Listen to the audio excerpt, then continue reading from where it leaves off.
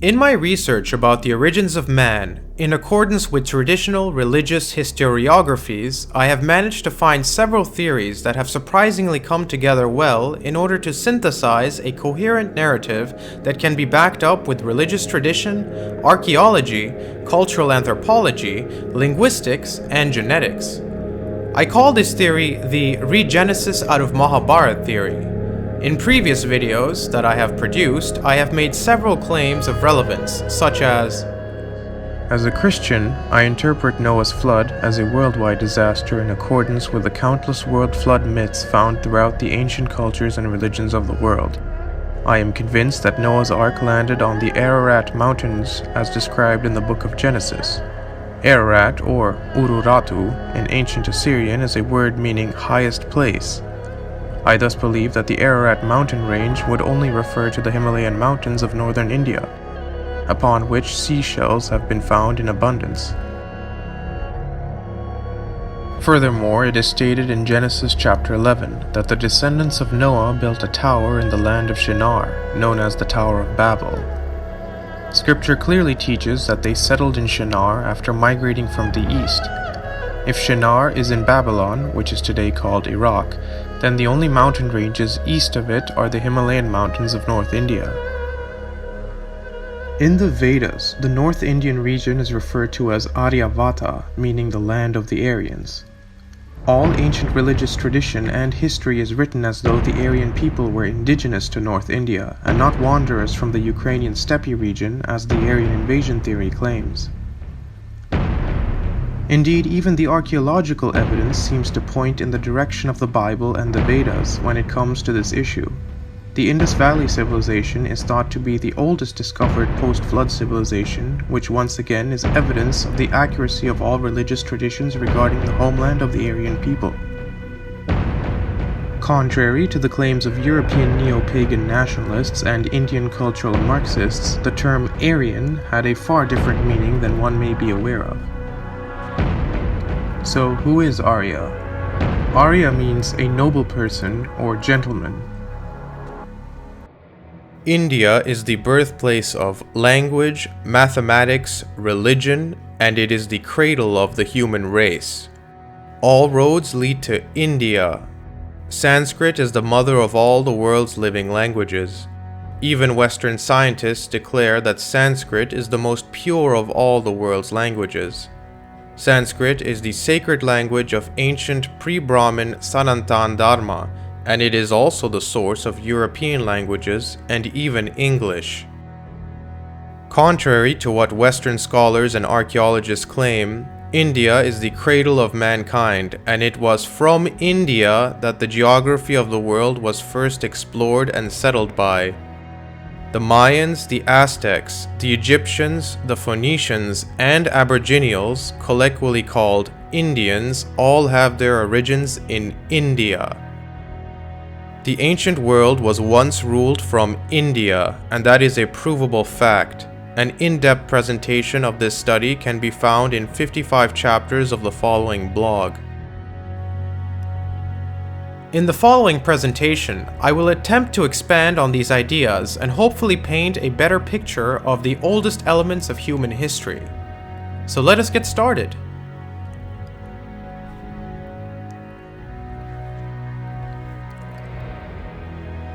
Most established religions of the world today contain myths of a world flood that was brought forth by the will of heaven.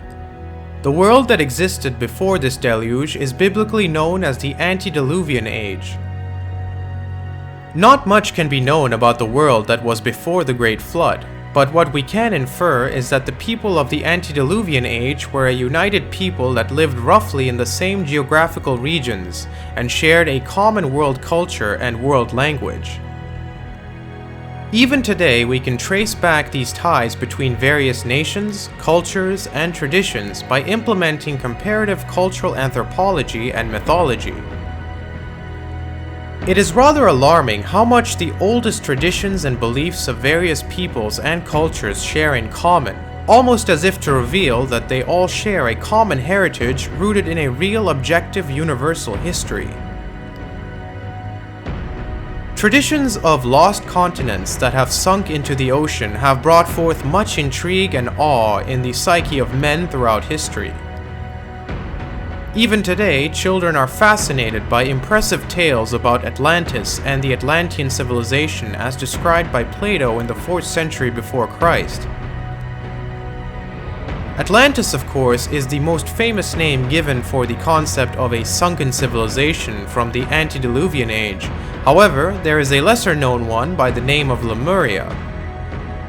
Lemuria was an idea popularized in 1864 by zoologist and biographer Philip Sclater, who noticed something strange when analyzing what he believed to be lemur fossils. He found fossils in both India and Madagascar, but nowhere else between the two landmasses. So if lemurs could not even swim to Africa from Madagascar, how on earth could they have gotten to India or vice versa?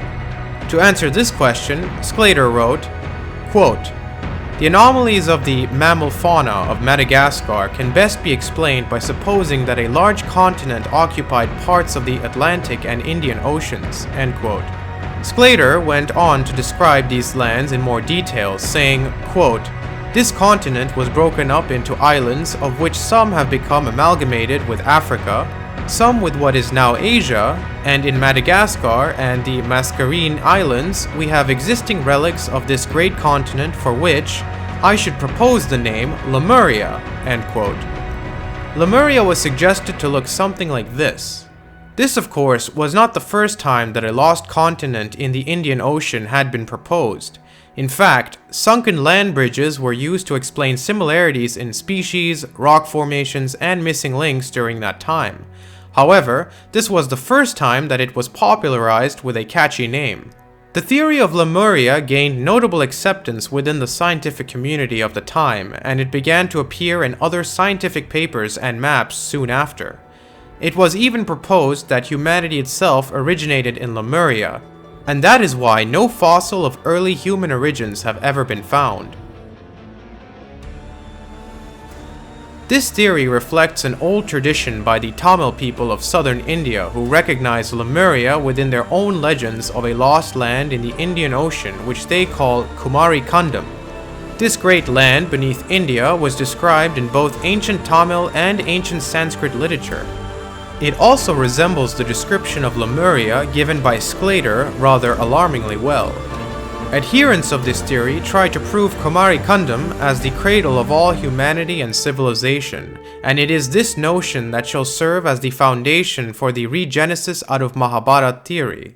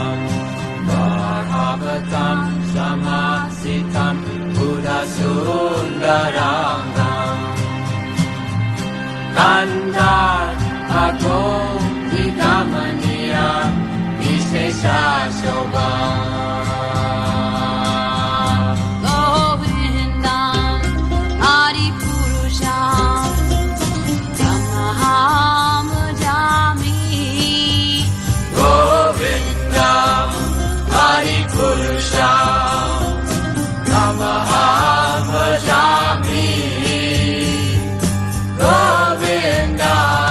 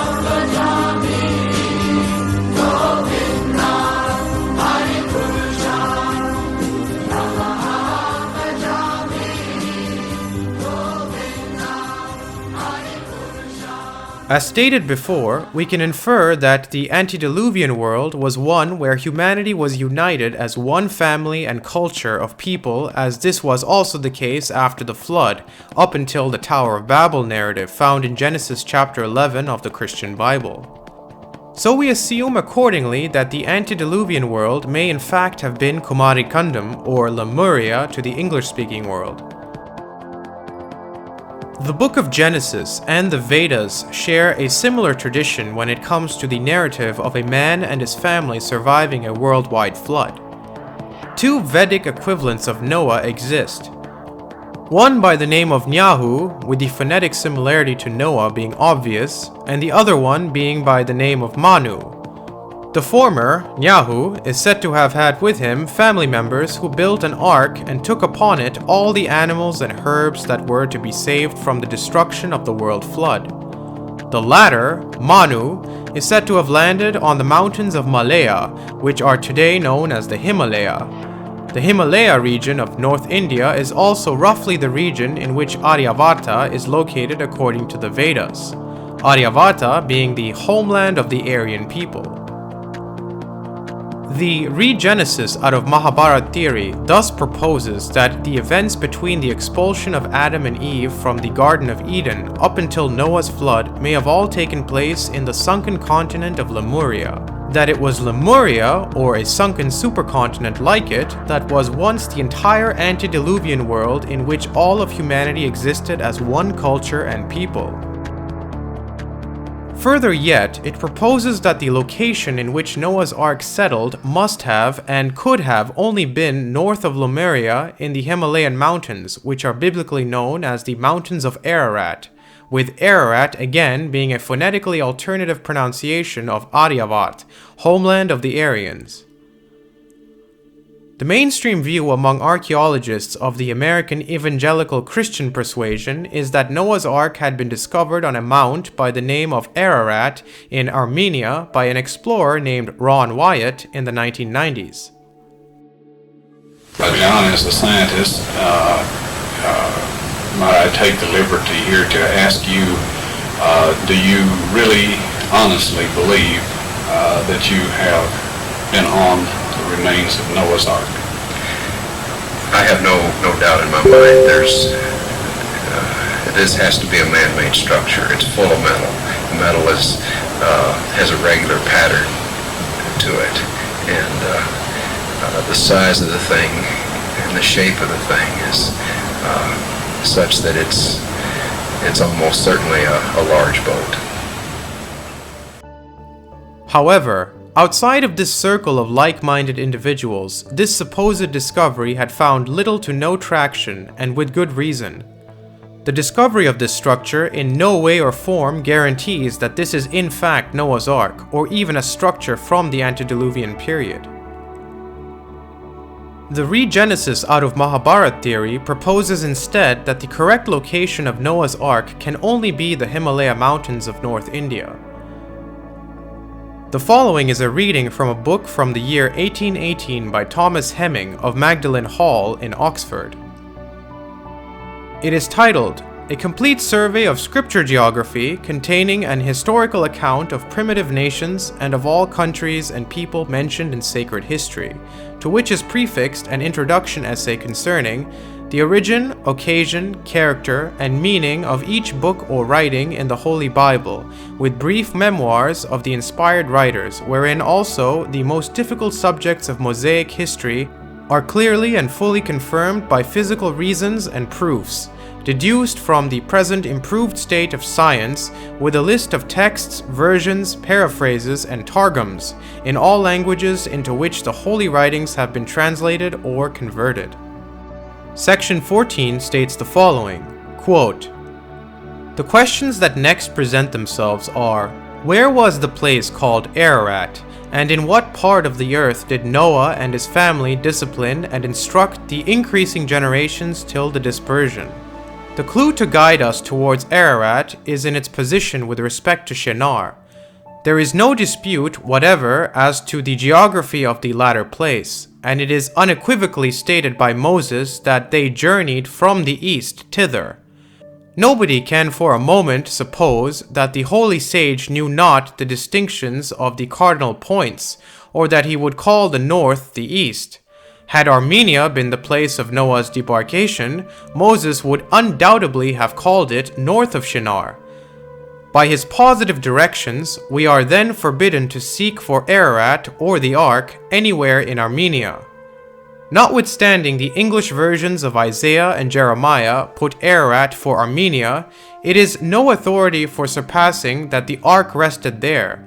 Neither of these prophets allude to that country as the part into which the residue of mankind were carried by the current of the waters.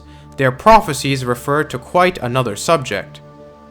The name of Ararat was probably first imposed by Noah on the country to which he was drifted, and it might be expressly descriptive of something relative to the mercy which he had experienced there, or suitable to the new features of the world. But etymologists have afforded no derivation of it, so that its origin remains uncertain. Moses would most probably receive the word from the Abrahamic family, through whom the inestimable tradition which he has bequeathed to posterity were preserved. Abram was a native of Chaldea, and was no stranger to the territory northward, even to the districts of Armenia, and in describing any country thereabouts. It is not to be supposed that he would have called it the East, because he would have been capable of saying something more distinctly remarkable concerning such a memorable circumstance as the dispersion, had it taken place in a neighboring province. Armenia, having been called Ararat from 17th to 19th centuries afterwards, may be imputed to some tribes which emigrated thither from the maternal colony, choosing to impose the name as a standing memorial to posterity of the event to which it related. Or it might bear some physical resemblance to the country from which they had been transplanted, though the former is the more probable cause. Titles have been transferred on the same account to cities in various parts of the earth, which may be deemed monuments of Noah's preservation now existing. When by the divine aliquy he was pre-admonished to construct the Teba, or Ark, the name imposed upon it may be called an original appellation, and one of very extraordinary signification, of the force of which our translations affords no parallel. Hence the emigrants who planted early cities in different parts of the earth called them Teba. Egypt, Greece, Turkey, and many other countries have still each their Teba, or Thebes, and the same memorial was, doubtless, intended on founding Tibet in the farthest India. But there are very few places that retain their primitive title. Names are the most mutable of anything in history or geography. Seas, countries, cities, mountains, rivers have in succession of empires and in many revolutions of states exchanged titles. We might therefore just as well call Egypt Greece, because it contains Thebes, as Armenia Ararat, because a mountain so called is to be there seen. It must be strictly noticed that Moses states the ark to have rested on the mountains of Ararat and not the mountain, alluding evidently to a course or chain of acclivities, and not to one precise spot. In the Targum of Jonathan, they are rendered the mountains of Kudrum. In the Targum of Onkelos, the mountain of Kardu. Calerius says the Gordinian mountains, which he supposes to be part of Taurus, are the scriptural Ararat. Quintus Curtius says that the mountains of Taurus and Caucasus stretch eastward throughout India, even to the eastern coast of China. The Holstein ambassadors under Brueguel, who traveled all Asia, confirm Curtius, and particularly remark that Taurus, Caucasus, and the Gordarian mountains so clearly join that tract of heights which crosses Asia to the east that it appears like one continuation of mountains. Procopius tells us that Paropamisus was called Caucasus out of the compliment to Alexander when he pursued his conquest into India, and Buno observes that this mountain is so high that the sun shines upon its top for 2 hours after setting.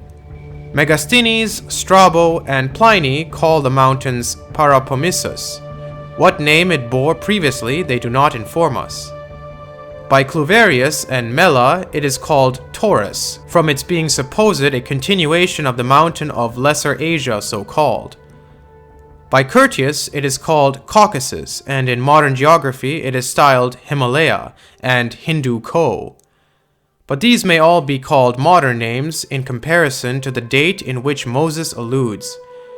The Indians call one part of this immense ridge Aryavart, on which they say the ark reposed after the deluge, and the author of Asiatic Researches says that the Indians hold this tradition with sacred veneration. This district, indeed the whole of the Persian and Indian part of the Great Chain, bears eastward from Shinar, and by some further arguments it is possible that a very unscriptural opinion with regard to Ararat may be removed. It is a question which deeply concerns the whole course of affairs connected with the early history of mankind, and unless it can be settled, the documents of Moses will be still obscure and unintelligible in this respect. It is partly owing to the accounts brought by different travelers that this grand mistake has become so prevalent. Elmasinus, Chardin, Trevrot, Herbert, Stroyce, and others pretend to have visited Ararat, but their accounts of it are very contradictory. Some say that they climbed to the top of the mountain and could see 130 miles. Others say that it is quite inaccessible. Others that the ark is still on the top, but none of them profess to have seen it there.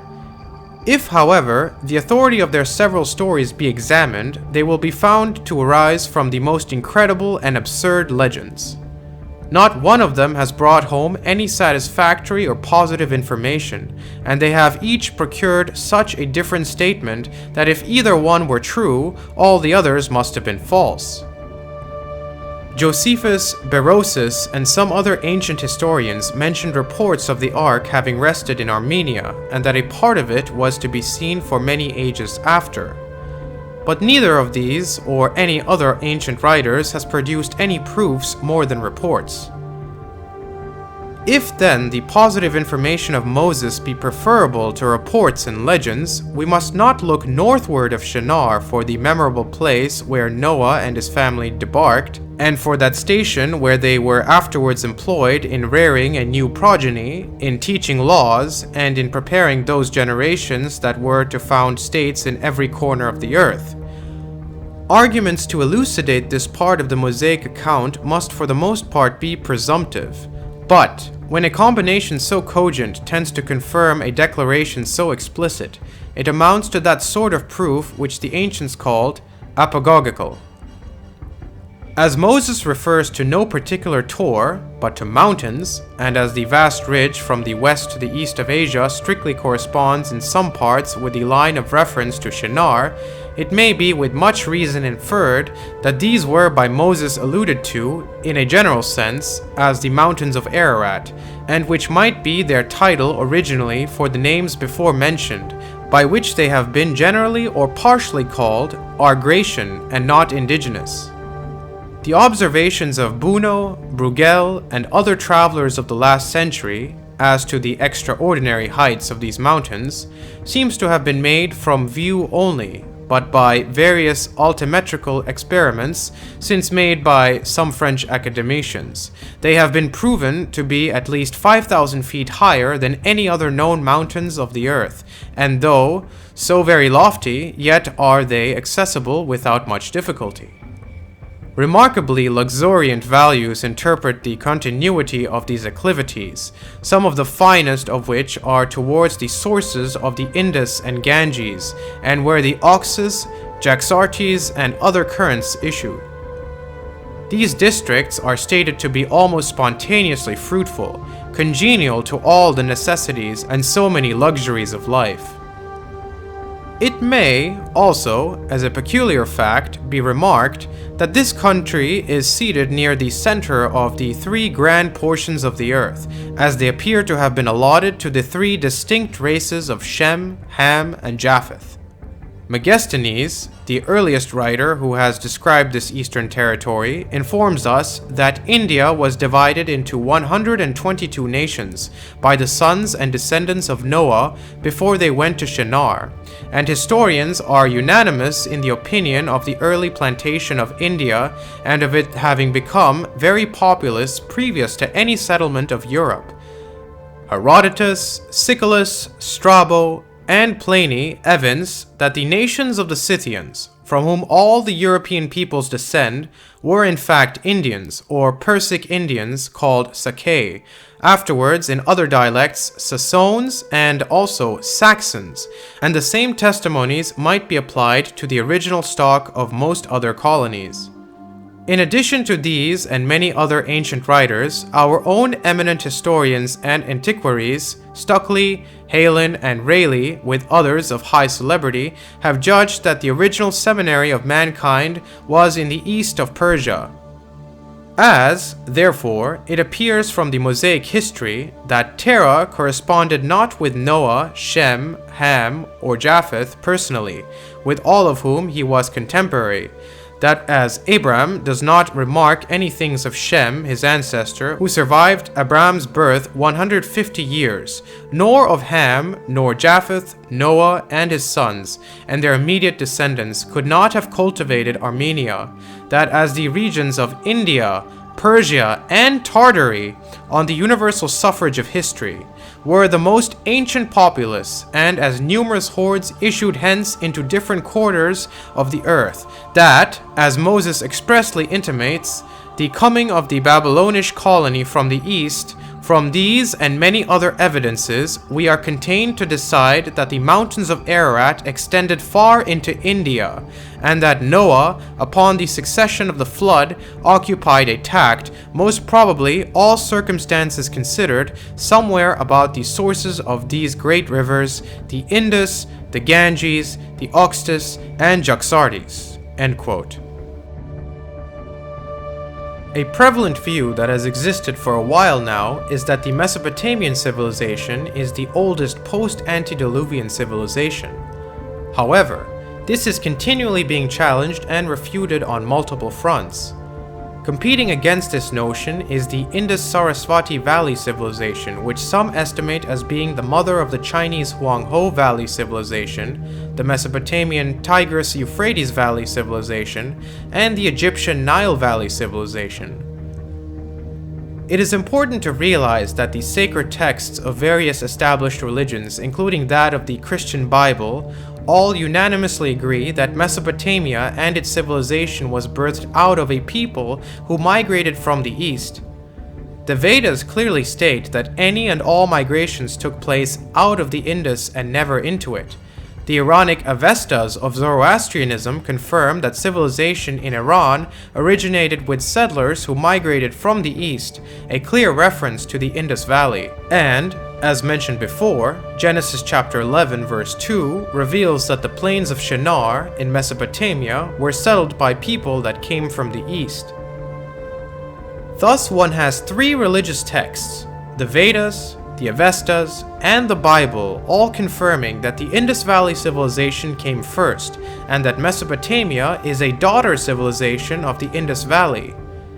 Furthermore, there is ample evidence that Abram and Sarai, whom the Lord God would later name Abraham and Sarah, were in fact descendants of an Aryan, Vedic, and Indic people who had settled in Ur of the Chaldees. Abraham's father, Terah, may have been of a Brahmin priest caste who had unfortunately fallen into idolatry.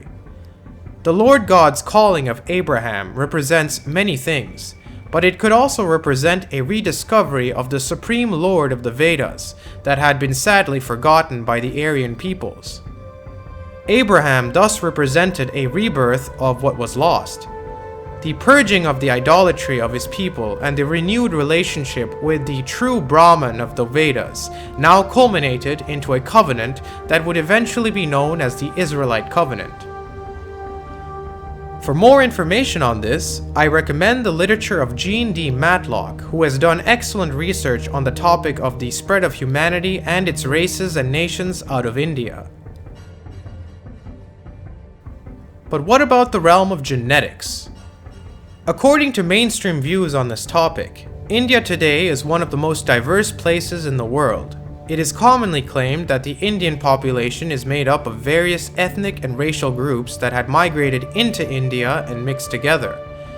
This certainly is one way to interpret the genetic makeup of the various populations of India. However, it is important to understand that information and data can often yield more than one valid interpretation.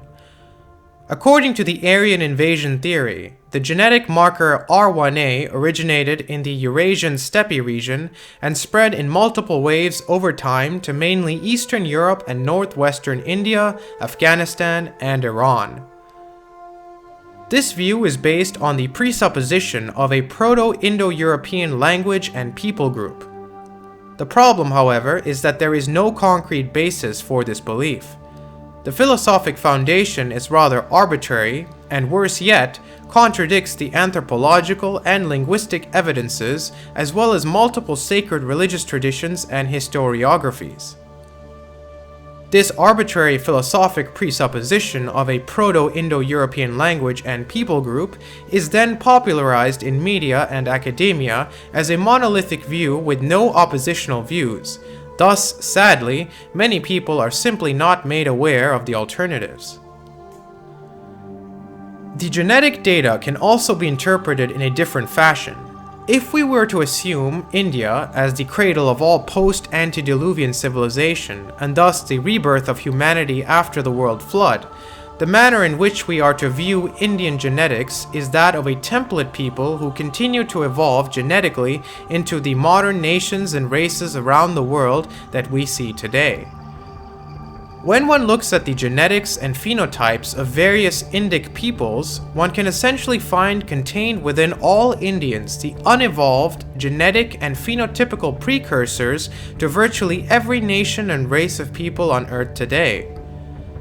The Regenesis out of Mahabharat theory thus proposes that the genetic diversity we see among all peoples of the world today is explained simply through breeding practices and continual adaptations that occurred as the original template peoples of India spread throughout and into the rest of the world and evolved into the genetic and phenotypical diversity that we see today. Indeed, we find within India contained a miniaturized map of the entire world itself. Eastern Indians are the template people for all Asiatic and American Mongoloid races, while Northwestern Indians are the template people for all European Caucasoid races. Even the Southern Indians contain within them the template peoples for both the Negroid and Australoid races. So how do we know that these Indic populations are in fact the template precursors that evolved into all nations and races, rather than the result of the mixing of all nations and races? Christians may understand this theologically through what the New Testament says. In Acts chapter 17 verse 26, quote, "And he hath made of one blood all nations of men for to dwell on all the face of the earth, and hath determined the times before appointed, and the bounds of their habitation." End quote. It must also be understood that all established ancient religious traditions throughout the world proclaim the brotherhood of all humanity regarding its origins. The notion that a people are not historically related via some common heritage to an originally created mankind is essentially absent from all ancient religious traditions. This is no different in the Aryan Avestas of Iran, nor the Aryan Vedas of India. The secular argument, however, can be found in the following. Indian populations of people have the most recessive genes in the world. This means that when an Indian marries a non-Indian, the offspring will most often than not inherit its traits from the non-Indian, as this image clearly shows. Furthermore, Indians are the most phenotypically dynamic people, encompassing a wide range of ancestral traits to all other nations and races. No other group of people in the world can both simultaneously be the fairest and the darkest people on Earth. No other group of people have the ability to evolve dark skin while maintaining blue, yellow, or green eye colors, which are typically considered an extremely recessive trait. Only Indic populations contain people who appear like bridgeways between multiple nations and races of the world while simultaneously having extremely recessive genetics, thereby indicating that these people were not the result of mixture from foreign populations outside of India, but rather that they are lesser evolved template peoples who would later leave India and evolve into the diverse nations and races of the world today. The Regenesis out of Mahabharat theory thus postulates that people with the most recessive genetics are the oldest and closest to the original template people, while people with the most dominant genetics are the newest and most differentially evolved people. Ironically, this would imply that Negroid and Australoid races are not the oldest races, but rather the youngest. Meanwhile, European and Asiatic races are thus older and genetically closer to the original template people of Lemuria, Atlantis, or whatever other name for a sunken supercontinent one may want to come up with. Will Durant once stated the following, quote, "India was the motherland of our race, and Sanskrit the mother of Europe's languages. India was the mother of our philosophy, of much of our mathematics, of the ideals embodied in Christianity, of self-government and democracy. In many ways, Mother India is the mother of us all." End quote. Mark Twain seconded this by saying, quote, "India is the cradle of the human race, the birthplace of human speech, the mother of history, the grandmother of legend, and the great-grandmother of tradition. Our most valuable and most instructive materials in the history of man are treasured up in India only." End quote.